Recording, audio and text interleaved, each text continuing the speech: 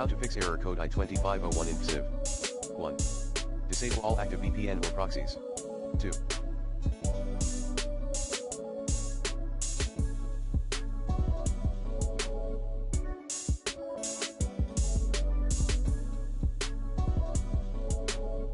Use incognito mode in your browser. 3.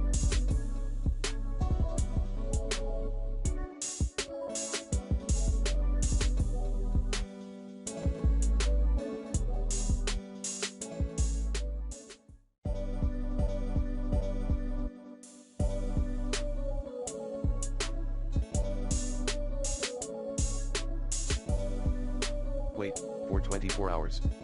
4. Use your phone. 5.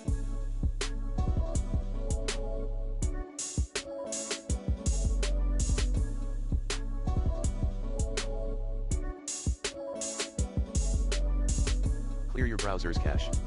6.